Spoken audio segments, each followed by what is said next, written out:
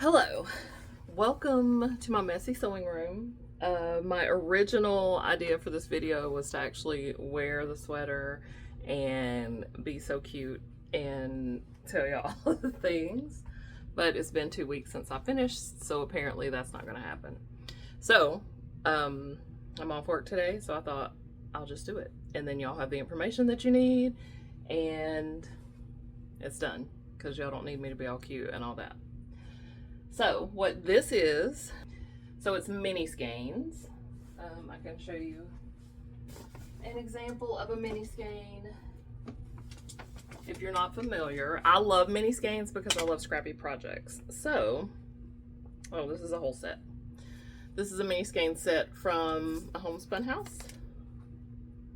And then I have, oh, this is a mini skein set from Candy Shop Yarns that Hooks and Coffee got me for, gosh, I don't remember. You know, and you can just buy them singly, and sometimes mini skeins, do I have it? Yep.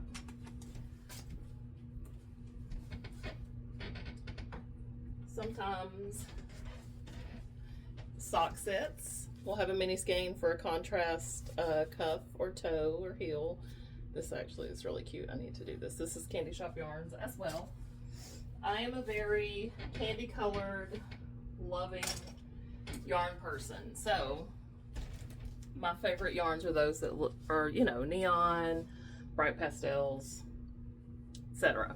So this was a mini skein set from CGCG Yarns, which was a little business that me and my friend Cass started during the pandemic while we were off from work at Torrid at that time. Neither of us work for Torrid anymore, but and it was called the Best of the 80s. So I can remember most of them, some of them. This was Coke versus Pepsi, Cabbage Patch Kids, that's Strawberry Shortcake, Rainbow Bright, Gizmo from the Gremlins, Smurfs, Jim the Holograms, Rainbow Dash, Polly Pocket. This was Guns N' Roses, Run DMC, The Little Mermaid. All favorite stuff from the 80s. And the back looks exactly the same. So this mini skein set was special to me because it was me and Cass, but also because I love the 80s. I grew up in the 80s. I was born in 75, so I started school in 1980. So my whole school life, young life was shaped by the 80s. So these are all great memories for me. A lot of people will put mini skein projects together to be a shawl, and that is very pretty. Or some mini skein sets like this one from Castleview is a fade, which is also really pretty. This is a shawl that I've started with mini skeins that you can see.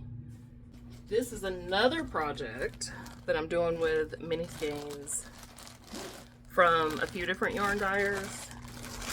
It's the rose cardigan, which the mini skeins I'm using to make the roses, and then I'm using Chelsea Luxe yarns for the granny squares, and it all comes together in a cardigan. So there's tons and tons of projects you can do from mini skeins, and you can, you know, use them in color work, all the things, in crochet and knitting. They're just a lot of fun.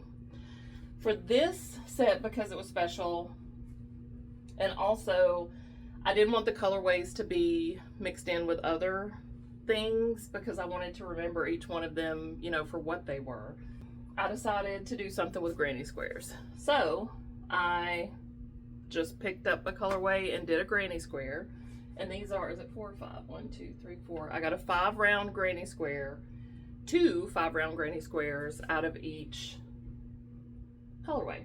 I crocheted through the whole advent just making granny squares, 2 from each colorway.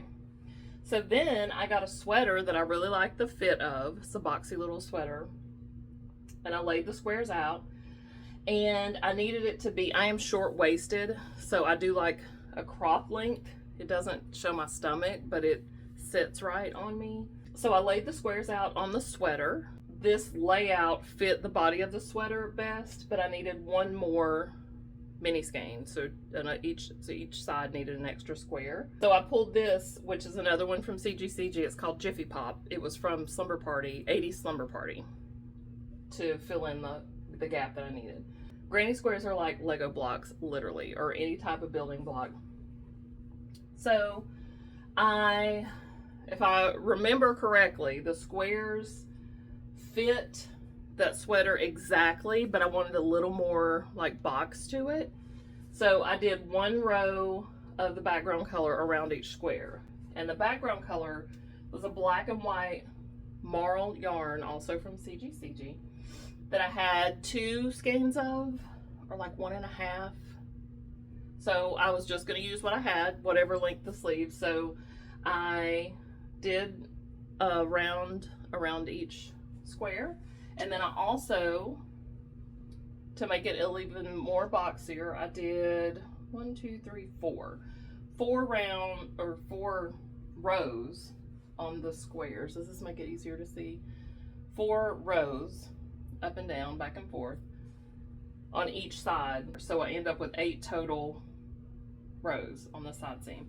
And this probably ended up being a 2x, 2 to 3x. And then with the yarn I have left, I just picked up and knit the sleeves and left it so it would roll on the edges. I like that a lot. I also let it roll around the neck because it's very 80s. We used to crop our sweatshirts and t-shirts and let them roll. And I still do this because it's just what I love.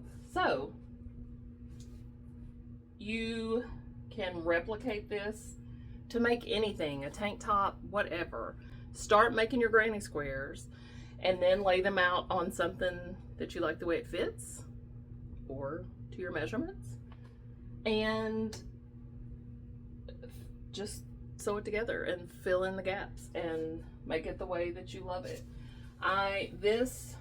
When I wore it to knit night, Josh was like, it looks like little television screens, and then the background yarn looks like white noise or static on a TV, which you would need to be a little older to understand because the new TVs do not have this. But that made me very happy because I'm very much of the MTV generation, and their old marketing was very much reminiscent of. So that, I hate that it's not more complicated, but it's truly not.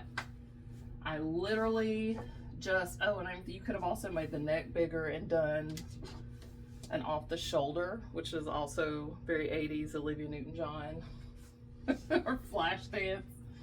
I got so many messages and comments about the sweater when I posted the finished object picture, and it's so easy.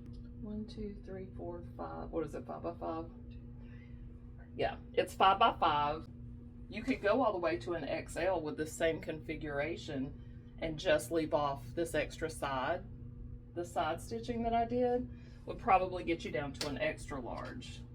I am more than happy to help you work through it if you decide that you want to do it or want to do something like it. And it's a lot of fun. I'm glad that I finished it when I did because Advent season is coming up.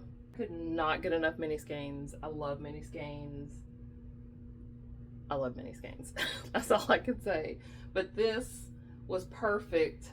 And a lot of the Advents do have themes.